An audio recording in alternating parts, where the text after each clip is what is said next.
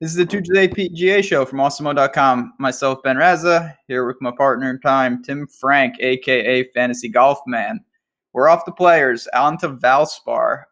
First, did you watch the players? What did you think? It was a pretty wild finish. Yeah, I watched it. I liked it. I mean, I feel like the leaderboard and the guys at the top, it did feel like the change to March affected the tournament somewhat. A little more, you saw the big drivers of the ball seemed to be, right at the top of the leaderboard. Obviously, Rory won. Rahm was there. DJ was there. So, I mean, you could see how it played different. I did like seeing Jim Furyk, though, make that charge on Sunday. That was pretty What a good. shot on 18. I know, that shot on 18, man. He just walked right after it and stuck it. So, yeah, it was a good tournament. I mean, I like that event every year. Would have liked to see it play maybe a little bit more difficult, a little less driver heavy. But, yeah, it was a good event. I liked it. It was certainly entertaining. Obviously, my ship sank with Rahm. I thought I was going to get there, and I didn't. His decision-making is still got to work on that. But I agree. It was I wish it played a little harder. Obviously, the cut was pretty polarizing. On Friday, I thought it was going to stay at -2. Then it got to -1 relatively easily. And that someone like Decky, you see how big of a deal that can be each and every week. And now, obviously, this is a good event. It's not nearly the field. You can't get a field like that outside of majors and maybe some WGC type stuffs. But we still got some good guys. Different type of course here. Are you a Valspar fan? We didn't really talk about that. Yeah, I mean, I like this event. I like tougher courses. I like courses that aren't, just bombs away with the driver. So this is both of those. Plays one of the tougher courses on tour. It's long, but it seems to kind of favor the accuracy, or at least guys that get out of position seem to have a lot of trouble here.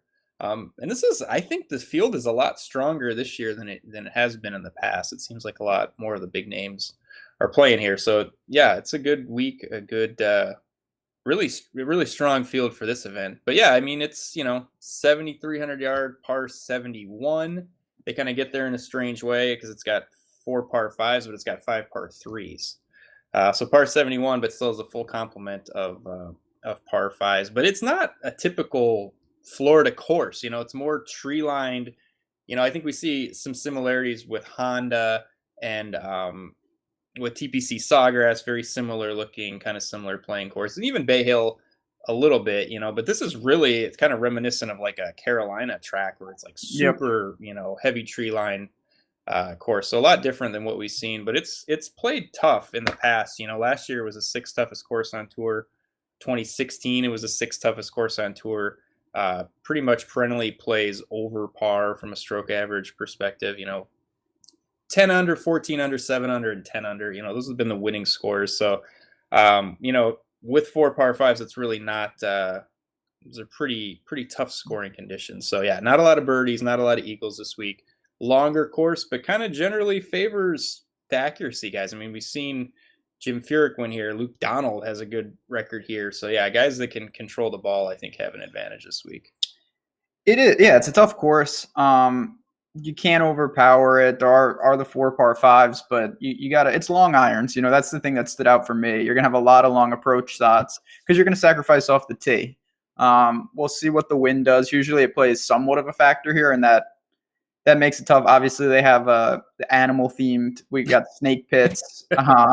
Which I don't know. It's 3 holes is what it is. I believe it's 16 through 18. So cut sweat time will be interesting. I think they just name it. Doesn't even matter. I think like if you just name the last 3 holes something, it doesn't matter if they're hard, if they have any half the time it's not even like some of these things. It's like it's not even the hardest stretch on the course. It's just like no. But I hate snakes. We got to name the last 3 holes something here. And they have the snake little statue or whatever.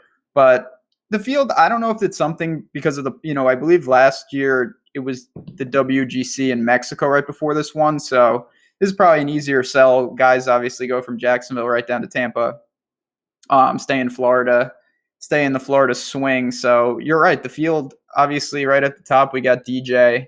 I don't know. There are some stipulations. You got to play like that new course every year. I don't know if that's why he's here. Maybe. And then you've got Rahm Day, Webb, and Sergio in terms of the 10K plus options. So not as strong as we saw last week, but still some quality guys. Yeah, this is kind of a much stronger field than I was anticipating this week. Just having DJ here, hasn't played here since 2010, but I think you're right. It probably has something to do with the rule of having to mix in a new event. I don't know what the exact rule is, but it's basically telling these guys to play some new events every once in a while. So that's probably why we have DJ here. But kind of right off the top, just to get into it, I think he's obviously playing amazing. He led the field strokes gain approach last week. The start before that, WGC Mexico ran away with it like a 5 or 6 shot win. So I mean, from a ball striking standpoint, he just has everything going. Gained 23 strokes with his ball striking in the last 2 events combined. That's just outrageous. Finished T5 last week. He didn't really gain any strokes off the tee, and didn't really gain any strokes putting. And we know that the drivers is a huge advantage for him. So even in a course like this week, where it's not super driver heavy, we still expect him to gain some strokes off the tee. So for him to do what he did last week, basically all on approach game, I thought was pretty phenomenal.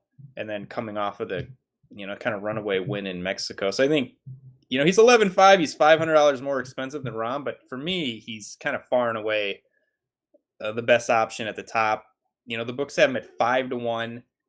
They have Rahm at 10-1. So just from like a win equity standpoint, I mean, you're getting so much more for that extra $500. I wouldn't.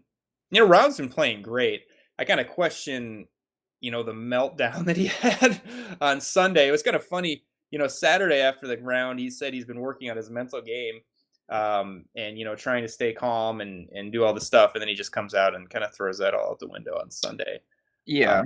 So it'll be interesting to see how he responds. I wouldn't fault anybody for playing Rahm, but for me, DJ is such a much better play for the extra $500. Rahm said he's working with some dude who diffuses bombs. Bomb diffuse expert. Yeah, it worked good when everything was going well, but I don't know why he hit it into the water. That was stupid. I'm not a golfer, and even I could see that. You just knew.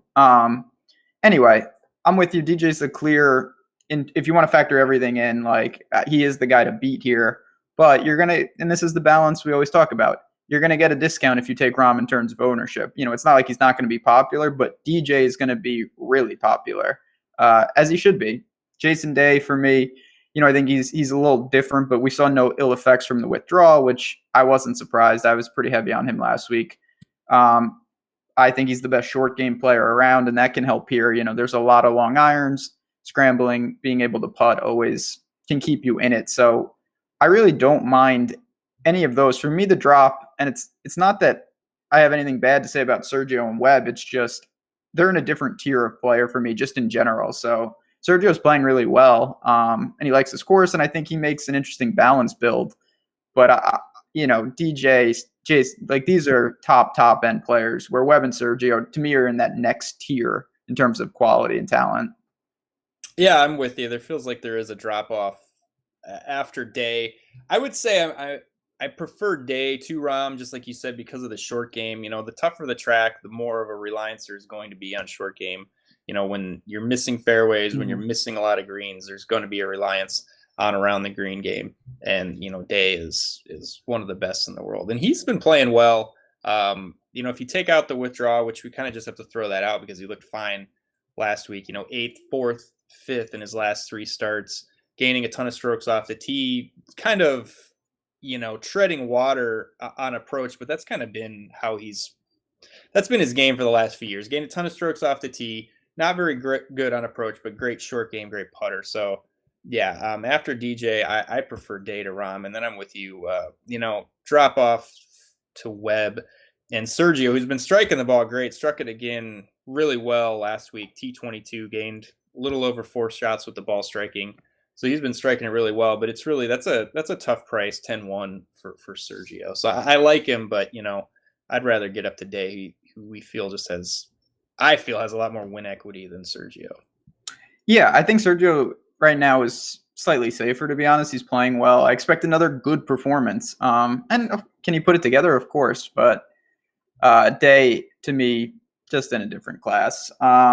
Break into the nines, you got Woodland, some other dudes, Paul Casey, who's the champ, Patrick Reed, Keegan, Louis, Furyk, what a range, Stenson, Glover. I mean, my God, that is a lot to unpack just in a I don't even know what you do with the nines. I feel like each week we talk about the 9K range being a little tricky. Pretty tricky for me again. Yeah, it's real tricky for me. Woodland seems like he's slowed down a lot since the great start, but still ball striking numbers phenomenal for the year. But I don't love it. Casey was awful last week. I was kind of looking for a reason to play Casey. But he lost almost 5 strokes on approach in 2 rounds, which is just abysmal. I don't know what to make of that. I try not to overreact to one miscut, but when he was just so bad, and 9,700 is, it doesn't feel like we're getting like a discount on him this week. So yeah, I'm not in love. Furyk, great course history, current form is great. I don't think I can get there at 9,200. Honestly, for me, I'll go all the way to the bottom at Stenson at 9,100. Missed the cut last week, but he still gained 2.5 strokes on approach. He lost 2.5 strokes putting. So that's kind of like something that I look at as a positive, even though he missed the cut. The approach game was solid, the putting wasn't there. That's something that can turn around pretty easily. Good course history here, a 7th, an 11th, and a 4th. But all in all, this is just not a range that I'm super high on, to be honest. I don't think any of these guys would really be like a core play for me. What about Patrick Reed? He's another one, loves the course. He just completely imploded on Sunday. He was, not that he was in the hunt, but he was the kind of guy, if he would have thrown up a 66, he could have gotten the mix, and he shot like 7-8 over. You have any feel on him, or kind of just indifferent? I'm just not. The ball striking just has not been good for Reed this year. He's been doing a lot of it with the putter. He hasn't really had a lot of high finishes. He's just kind of been mediocre finishes, and it's all been with a really good putter. And then obviously 2 seconds and a 7th here. I think that's just inflating his price, probably going to inflate his ownership. So I don't think I'll have any Reed this week. Yeah, I'm not super. I'm kind of indifferent. If you told me you liked him, I would have said fair. He's crafty around the greens. You can use him in some like day stacks, I think. Usti, again, is in play, but what is there to say? His stats are all over the map. Lost a boatload putting as usual last week. Was really good around the green. Was really good driving it. I don't know what to make of it. I do think this is a good course for what he should be good at. But again, this is a guy we want to take ownership pulse of and then see what we want to do, because it's just too hard to really gauge what he's going to do on any given week. Really, all these guys have question marks, and they're pretty steep price tags for guys that you're not 100% sure on any of them. Casey was horrible last week. Reed has just been mad, doing a lot with the putter.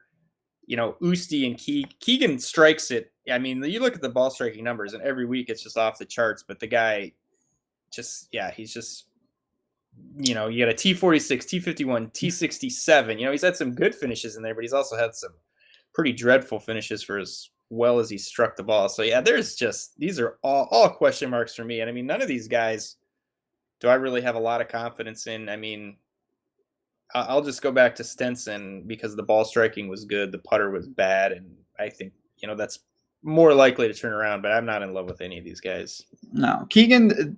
The problem with Keegan is the more reliant he has to be on placement points, the harder it is to play him. Because when he's in the low 7s in a strong field, he can do his thing where he's 7 under and you think you're a genius, and then he shoots 7 over, and he gives you a 35th and you live to fight another day. But here he can't. He needs to hang on. And yeah, that's a tough ask for 9,400. Exactly 94. I'm not going back to Furyk. I'd much rather play Stenson.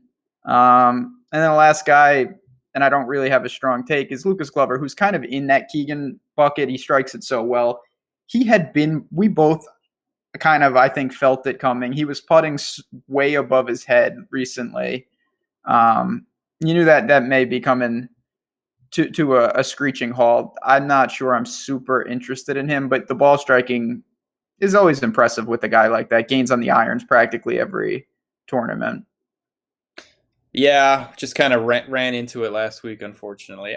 I don't know. There's guys in the low to mid eights that I think Okay. are just as playable or even better plays than some of these guys in the low to mid nines. So yeah, I'm kind of ready to move on from the ugly 9K range. Fair enough. I can do that. Obviously, we got Bubba staring us in the face, and RCB who rivaled Casey for just like at no point did it seem like they were going to make the cut last week once they started playing. Uh, Ryan Moore, Kokrak, Kisner, Sneds. Interesting range. Then you got guys like Schwartzel, Russell Knox, who I really like. And I think a lot of people do. And Brandon Grace. What stood out to you in the 8K range in terms of possible plays? Yeah, I like Ryan Moore. He's got a third and a fifth here. Just been playing pretty decent golf. 20th, 33rd, 28th in his last three, but gaining strokes in all four areas off the tee on approach, around the green, and putting. I think that's a very good sign, especially at a course like this. Pretty demanding course on all facets of the game. So I don't mind Ryan Moore at 87. I'm just going to keep going back to Kisner. It's Oh, yeah. just, yeah, he's just really I mean, like between 25th and 30th in his last like five starts, 22nd, 23rd, 27th, 28th, 26th. That's ridiculous consistency. And, I'm just kind of waiting for the ball striking and the putting to all come together in one event. And I think this is a good spot for him. Like we said, this is a course that, the shorter hitters have had a lot of success here, despite the fact that his plays kind of long and there's an emphasis on long approaches, but I think this should be a good setup for him. Does really well on Bermuda. He's gained over 10 strokes with the ball striking in the last 2 weeks. It feels like he's right there, and we're just, waiting for one kind of breakout week where it all clicks. And, so he hasn't been great. He definitely hasn't been killing you if you're playing him, but, I think, really good finish seems right around the corner. And Snedeker looked really good last week. Um, Anytime he gains strokes on approach, gained almost 5 strokes with the approaches last week. We know the putter, one of the best putters on tour, great short game. So yeah, if he can strike the ball and gain strokes with his ball striking, the short game is right up there with Day. Fowler's one of the best on tour. So yeah, I wouldn't mind going back to Snedeker after a good ball striking performance. We know, like I say all the time, kind of a prolific winner. So for 8,400, if he's on, he's going to. If he's there on Sunday, you feel pretty comfortable at him being able to close out a win. No doubt. Sneds he seems to just do his thing. He's kind of gets forgotten here and there, and he's a really good player. Obviously dealt with, I think it was a wrist for a while that derailed some of the momentum in recent years, but he seems healthy, seems good. With you on Kisner, I think it's just a matter of time. He's always, like, even last week, I had him and he was very low owned. He doubled on 18. Every time it seemed like he was about to make a surge, he would kind of fall back, and then on Sunday he just couldn't really keep pace. There were too many guys charging. I'm going right back to Knox. I really do like the spot for him. He's gaining with the irons. This is a good course for him. He's not the longest hitter in the world. He's going to be pretty popular. I don't think there's any way around that, but he's another one, lesser, but similar to Kisner last week. He was up there for a little and he was just couldn't get it kind of going. And I'm almost glad he didn't, because if he did, we would have seen him, maybe creep up in the price range, maybe have a bigger target on him this week. And then the last guy, I just want to throw out a flyer. Brandon Grace last week was all over the place. He was scoring like a banshee. He had streaks, a lot of mistakes on the card. But another one where I think if it's tough conditions, that U.S. Open type feel, we've seen him excel on something like that. I am a little alarmed that the stats don't really line up. He didn't really do anything good last week, but it got away from him on the weekend. If he would have missed the cut on the number, it would be a little different. He got 4 rounds. That may be a bad thing. So we'll see. He's one, again, ownership dependent, but Knox probably my favorite in the low eights. Yeah, I mean, I'm with you on Knox. We saw him at the Honda, led the field in strokes gain approach.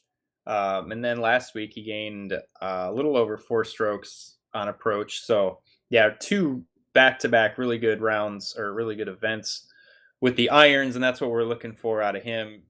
Similar to Kisner, they play well at the same types of courses. So yeah, they're both 2 of my favorite plays this week. And like I said, I feel more comfortable with guys like Knox and Kisner, almost more comfortable with them than I would with Oosthuizen, Furyk, Keegan. I mean, so it's really good plays in the mid to low 8K range for me this week.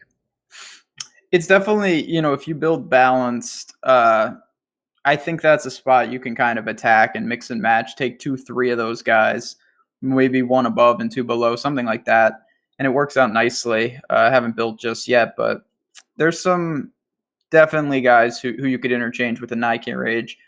I will say, leading off the sevens, Ty Hatton, to me, I feel like he's around that price in fields like the Players. So he did stand out just from a pricing standpoint. And then we worked down to, kind of some shady characters. We got Kevin Na, Sunjay Im, Ollie, who finally cracked the top 30 for the first time in a year, which was, if he would have won the Players, that would have just delegitimized the entire tournament forever. Like, what do you even say to that? God, he was in there for a hot second. I was like, oh my God, Ollie's going to be there at the end. So, but then in typical Ollie, just really wasn't even close. I felt bad on 17. You could feel it. Oh God, that had to sting. But man, maybe he gets it back. I root for Ollie. I don't like his caddy, but I like him.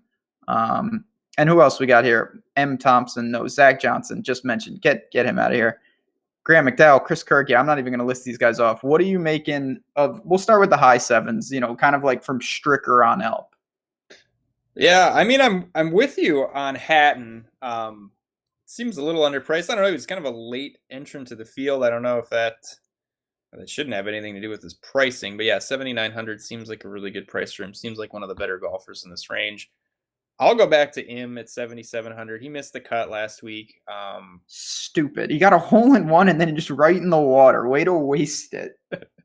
That hurt. Yeah. Lost over 2.5 strokes putting, so the putter wasn't there. And like, I mean, there's such a fine line between, missing the cut, making the cut. Some of these guys make the cut on the number and then go on a run. Some of these guys miss the cut on the number. I don't even know where did he. He was right. Yeah.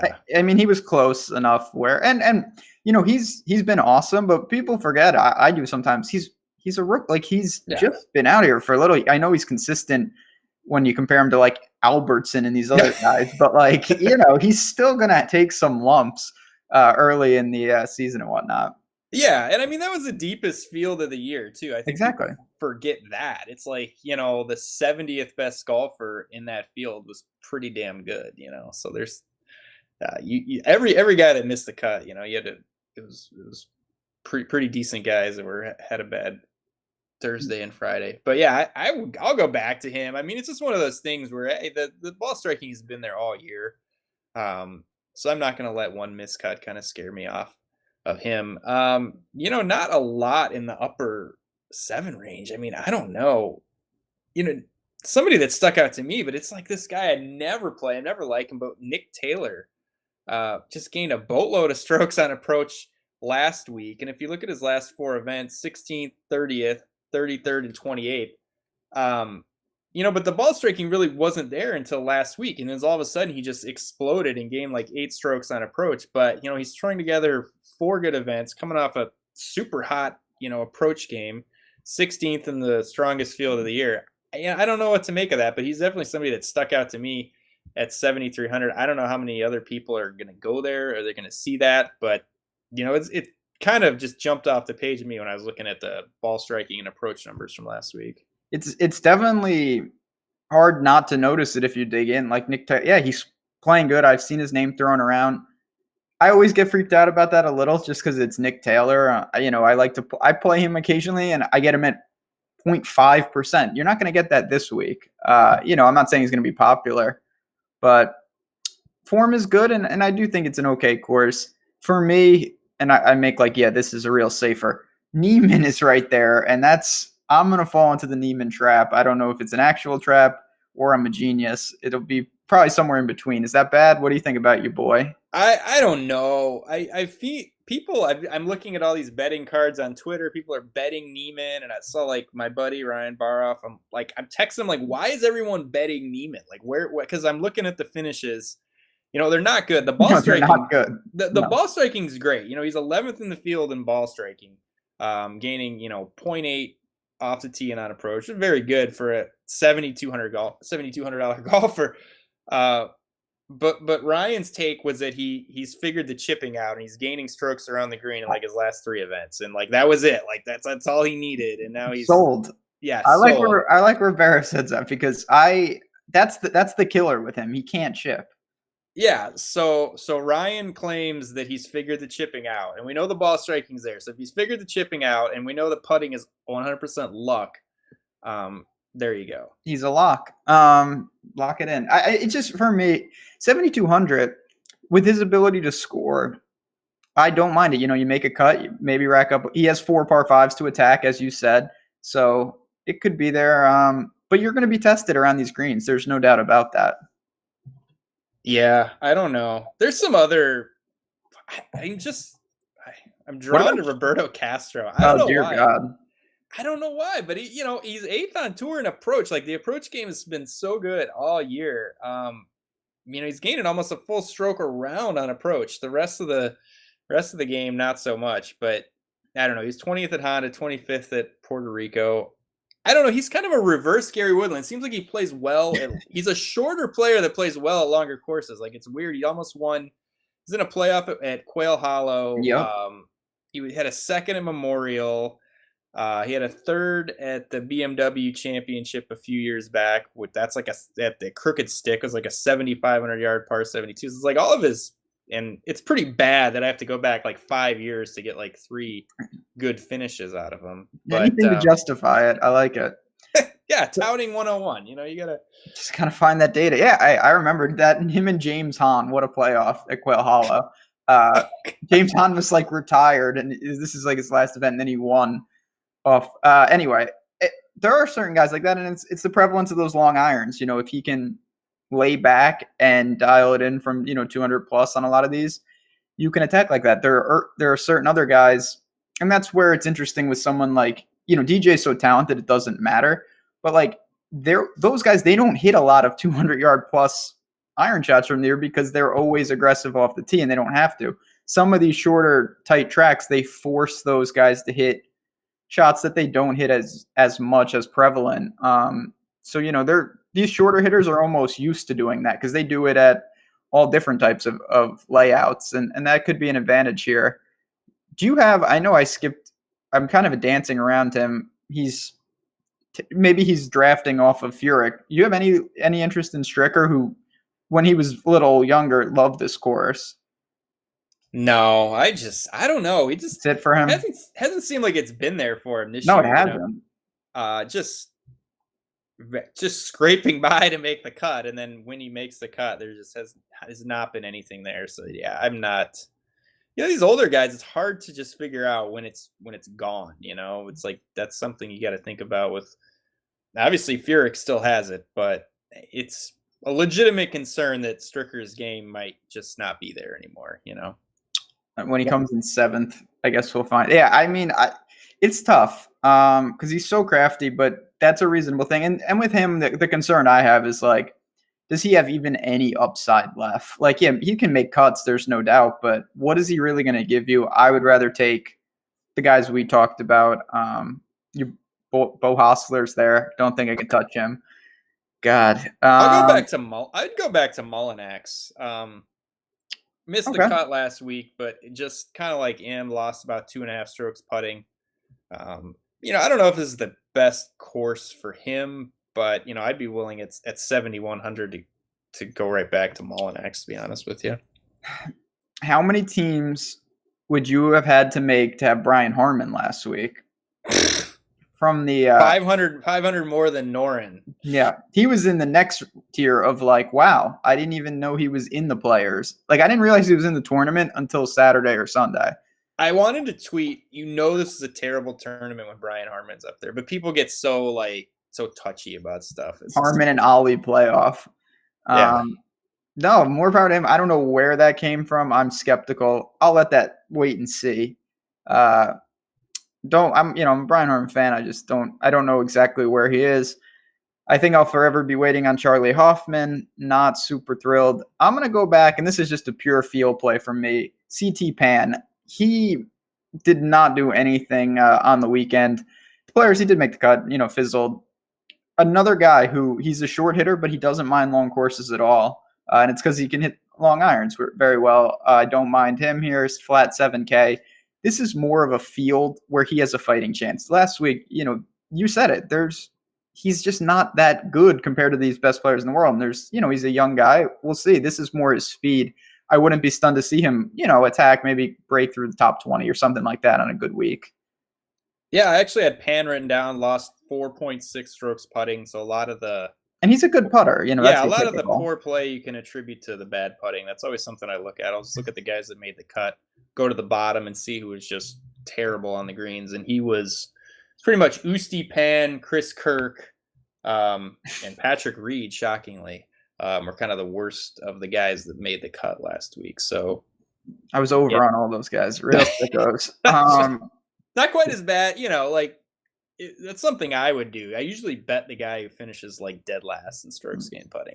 It's all right. So I have one egregious take, and it's in my article. And obviously, as I always say, article on the site, a lot of stuff behind the paywall. So as I'm spewing this, if you hit that like button, you can always sign up. Use the promo code JazzRaz, get half off your first month. And March Madness is here, so keep that in mind. We're doing a lot of good stuff on that side of the world. How, on a scale of 1 to 10, Tim, and we haven't talked about this, I'm playing Jason Duffner. Is that bad? It's got to be bad, but how bad is it? Is it real? I mean, it's terrible. It's terrible.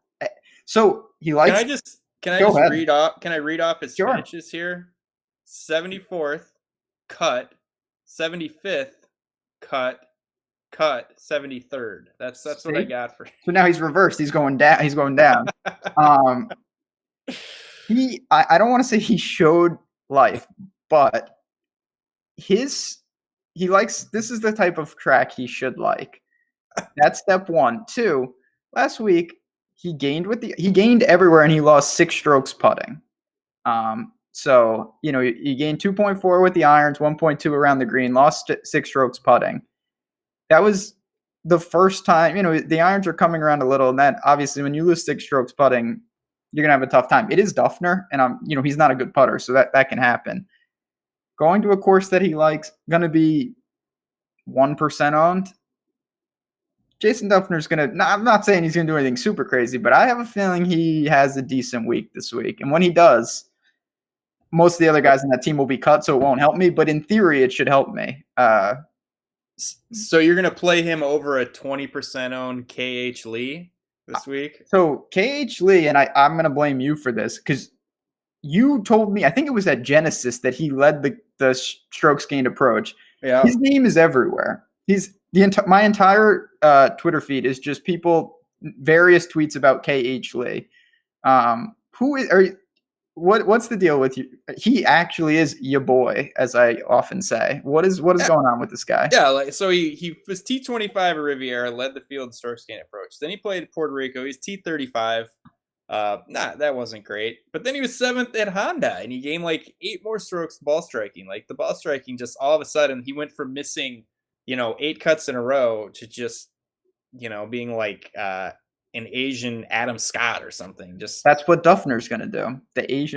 Not the Asian part, but he's going to get it back into gear. He's probably honestly, KH Lee is probably a terrible draft. To be honest with you, he really is. He's going to be popular. He's going to be very popular. Yeah, I don't think there's any way around that. And bet him. What's his? I did bet him. Yeah, I bet him at 150 to 1. I would bet That's him. amazing. I mean, is he going to win? Probably not. But top 5, top 10. I would probably do that rather than play him on DK. You want to be cognizant of the ownership, and this is where you can, we try to bring in that side of it in. If with a guy like that, the miscut equity is enough that I'll probably roll the dice and say I'm not going to play him much. But if you say, man, I'm worried about that upside, you can hedge it with the top 5. And if he kills you on DraftKings, you get that return. And if he falls somewhere in the middle, you can get by without having him in your lineups with the upside of, as we always say, if you bet him to win, if he's not going to win and you don't play him on DraftKings, you hope he gets cut. What's the difference? So that's that guy. I didn't think, what a world, man. Good for him. Is he young? I don't know anything about him. Yeah, I mean, I know he's a rookie. I don't know how old he is It's gonna though. be like, watch, he's older than Stricker. Your whole argument's going out the window. Yeah, he's probably Um, like 45 years old. I don't know. I'm gonna look up and see how yeah, old. look that up while I rant about a couple more flyers. We got, Wyndham Clark, Shank. These guys, again, I'm not looking to jam them in. It's going to be depending on how aggressive you are up top. This is not like the players where you can take good, Benny on 6,800. Like you're going to find less and less talent down here.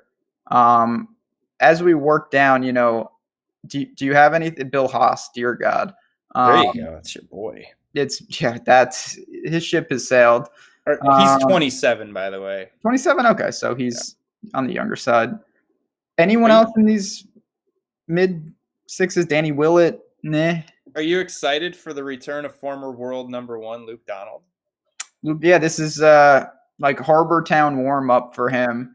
Just gotta dust off the clubs. Where is he priced? 6,600. Yeah, He hasn't played since the Sony, and he missed the cut at the Sony. He's been terrible. I mean, every single year, it's just, well, he missed the cut at Heritage last year. Finally, there was some justice, but yeah, Luke Donald. Wait, life comes at you fast. Now you're sandwiched between Andrew Landry and Tom Hoagie on DraftKings. JJ Spawn withdrew, so I was probably going to end up falling for that. I'm glad he obviously get well.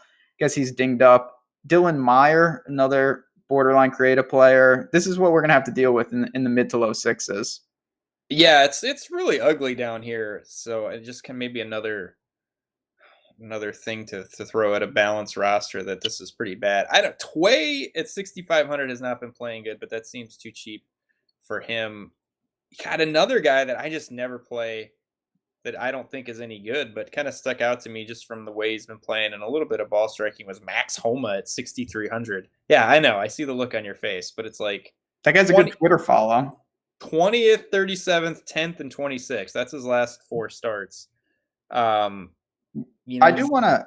I missed this guy, and Jack in chat just reminded me. In between him spewing some nonsense, Swafford, yay or nay? His form has been interesting. He's gaining with the irons, making more cuts than I actually thought. 6,900. I think that's pretty fair. Not a strong feel. I don't know how good this course is, but did you look at him at all?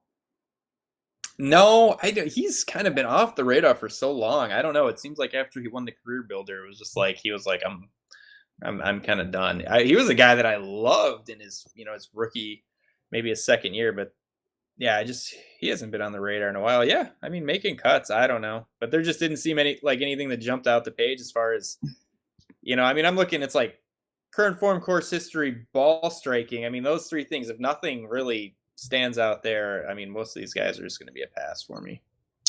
Can I convince you to play Peter Uline? No, not at all. Not at all. Really not working right now. I'm just so scarred from playing him. It's just like I don't know. He needs to go back to Europe and dominate. He needs to get his shit together in Europe and then come back and give it another crack over here. I know. I'm such a fan of his. I hope he gets together. Yeah, this is where, like I said, it's very limited. I will say, quick shout out to Seamus Power. My man showed a little form, and the announcers called him Seamus, which was amazing. There we go. And he got an ace, another hole-in-one guy. But I'm not sure how much I'm going to look to dip in the low sixes. Blom, Grayson. These are guys that I take flyers on here and there, but I think you're asking for trouble. There's enough options in the high sixes, low sevens that you can still easily plug in DJ and another quality guy and end up there rather than, unless you have a line on someone, I'm not going to dip into the low sixes.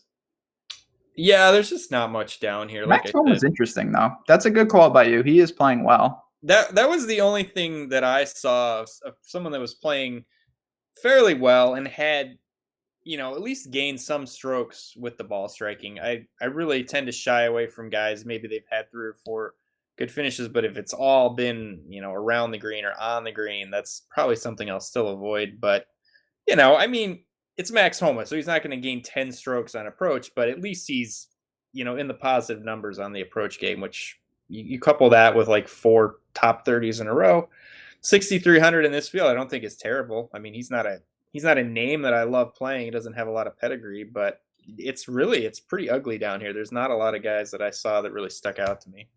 Well, speaking of pedigree, what about the sensation that is Akshay Bhatia? And I'm probably butchering the name. Apologies to that. But so this is the new guy. We've Matthew Wolf is dust. It was a good run. Akshay Bhatia, 17 years old. Can't miss until he misses, apparently. Yeah, I mean, I had legitimately never heard of this guy. He doesn't have a Wikipedia, as we both discovered before the show. That's a rule for my golfers. Got to have a wiki. Yeah, coming into this week, I had never. I mean, the other guys, it's like you hear the names, but yeah, I had legit never heard of this dude. Just a kid, to be honest with you. So yeah, I don't think I'm going to be going there. He is 6K. Vegas has him at 400 to 1. So they're not buying into the hype either. So yeah, Prodigy. I don't think I'll go there. I mean, there has to be a reason that I've seen to play the guy, or that somebody that I respect that telling me, yeah, this is the dude. I mean, to me, I'm just not gonna. I think people get too wrapped up in kind of the shiny new toy and the next biggest thing, and kind of wanting to be the first one to tout somebody. So. Yeah, I didn't know that. I didn't even know there was a new one. I mean, I'm always late to these, but this guy's 17. This is even more egregious in my opinion. Like, that is a monster step up. I don't know. I can't imagine too many people will play him. But yeah, because wasn't Wolf only like he wasn't even owned at Waste Management when we kind of thought he would be? No, I did too. He had a couple percent, but he wasn't popular. And that was, it turned out that he was very impressive. Again, what does that mean? We don't know what, some are the Panda, some are Rom. It's not Maverick. Where is he these days? Are we writing the Panda off? Is that it? He's just No, that's the thing though. It's like it doesn't, it's just everyone assumes that every one of these guys has to hit the ground running and just like, oh, they solved golf. Like maybe he's going to be like Justin Rose, who struggled for a long time, and then he'll eventually be very good. I don't know. What do I know? I'll wait and see, though. Like you said, I have to have a reason to play this. No one's given me. I didn't even know this guy existed. So, Akshay, thank you, Chad. Works with DJ Swing Coach. Now, there we go. That's it. Lock it. I don't know though. I mean, there's no doubt. There's no doubt that the kid is talented. I mean, of course, he's 17. Do you know what I was doing at 17? I couldn't even read. It's the guy's obviously got some talent, but this is a huge step up. Apparently skipping college. He's just going to Q school, but yeah, no. What did you do in the betting world? Obviously, KH Lee's going to win, but if he didn't win by some anomaly, who else? Yeah. Yeah, I haven't bet anybody else besides KH. And like I said, 150 to 1. I mean, I don't think he's going to win, but I would like him as a top 5, top 10, top 20 bet. That ball striking has been so good. So I'll just throw that out there. Don't throw it all on an outright, because he's probably not actually going to win. But right now, the guys I'm looking at, haven't bet anybody else. Looking at Kisner, looking at Knox, looking at Snedeker. So like those are the 3 guys that I like. I don't know. Kisner was like 40 to 1 on Bovada when I saw last, so I wasn't really a fan of that. But yeah, those are 3 guys kind of in the mid range that I like. They've all, have some winning upside. They've all been playing well, striking the ball well, at least Snedeker for, one event, but he's not, really a prolific ball striker. So those are the 3 guys that I like as bets. I haven't really narrowed it down yet. I'm looking kind of for the best number out of those 3. No Knox? Yeah, Knox, Kisner, Snedeker. Yeah. You see what happens when I just... Yeah, you're not even listening. It's, I was so enamored with Kisner, it just I black out when I hear that name. I think that's fair. It's obviously... We talk about this with WGCs, and there's no hard and fast rules, but when you have so much top-end talent, it's hard to reach for guys, in the lower ends, just because it's like it's not just beat DJ, it's beat DJ, Rory, Rahm, Day, Fowler, Spieth. Not that that's anything right now, but in a tournament like this, if Rom, DJ, or they don't win, say, to me, it's wide open. It's not inconceivable that some of these guys who aren't having the best year or who pop up here and there could make a run at it. You don't have to wade through such a tough field, and that makes it more appealing for someone like me. I don't bet a ton of golfers, but to take a shot on a guy like Knox, like, Kisner can win strong fields, there's no doubt, but I think it's an easier sell on a week like this than a week like the Players. For sure. So yeah, I mean, yeah, this is a tough week. I don't know. Just didn't see a lot of numbers that I like. Whereas opposed to last week with such a deep field, it's like you see so many guys at 100 to 1, 150 to 1 that are good golfers. Like it looks like there's like 10 to 15 good bets. This is a little bit of a tougher week for me. I had Rom. I thought I had it. I thought it was going to be screenshot life for years. Just boom, my outright join the club, but nope, no doubt. Golf is a tough sport to bet. It's just there's so many ways to lose. It just is never.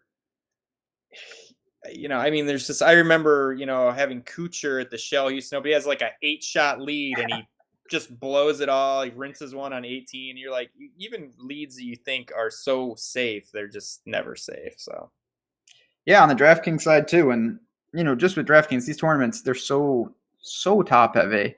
The swings can be absolutely massive, but it's a fun stretch. Obviously, we've got this. Then wait till next week. We got the match play next week. That's going to be. I love the match play. That is the most. Last year, I don't know what. I don't even really remember, but just trying to figure it out took forever to build teams. But that's going to be interesting. And then what's right before the Masters? Do you know? Valero now. Valero. Okay. That's not a bad stretch. I think the Valero is going to have an awful field, honestly. Probably. I just because it seems like it's pretty compacted with the Players. A lot of people are going to be playing at the match play, so it's like I don't think they're going to want to play this many events in a row if you include Valero in it. But I heard Rose, I believe it was Rose, say something about they changed the venue of Valero this year, and that's a turnoff for a lot of guys because they're like, I don't want to learn and right. I don't even know what I'm getting into the week before the major. Yeah, it seems like a lot of work right before. So that is kind of shady, but as I said before, it's a fun time. We got golf. I'm partially, forgive me, I look extra disheveled because I'm in March Madness mode, trying to figure out those brackets. I know Tim filled his out with Minnesota winning it all, which bold statement. Oh yeah, go Gophers, go Gophers, and whatnot. But any final thoughts before we duck on out? Side note, I meant to ask you this earlier in the show. Patrick Cantlay, why is he not here? I thought he would be here for this. Yeah, it is. It's kind of strange when you see a guy like played so well here not coming back. But I don't know. I feel like the new schedule has just kind of thrown some things in flux this week. Yeah. Anyway, any final thoughts on Valspar? Yeah, I mean it's a tough course this week. I think you have to take that into account. It's going to be tough scoring conditions. There's not going to be a lot of birdies or eagles or streaks. There's probably going to be more emphasis on around the green game, more emphasis on placement points. So I'm kind of treating it like a grind. I big proponent of thinking different players play well at different tracks. I mean, there are guys that excel at Birdie Fest, and there are guys that excel at tougher scoring condition or tougher scoring environments. And this is definitely one of those. So I'll be focusing on that a little bit more, focus a little bit more on around the green game and approach game, not a super heavy off the tee game. So yeah, I like this course. It's very different from the other Florida events. That's what I was going to say. This is a week where, and again, there's no right answers. And if I had to guess, this thinking might be just straight wrong. I put more emphasis on just how guys will adapt or how I think they'll adapt to this course specifically than I do some other weeks. It's a weird, you said it, it's different than what we see in Florida. It's 4 par 5s, 5 par 3s. It's just a different skill set that you're going to need.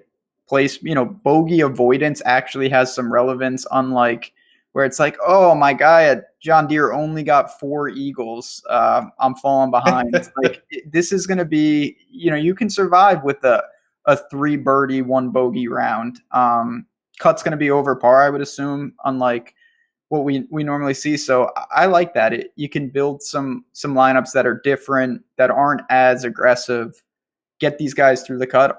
We're going to have to check the weather.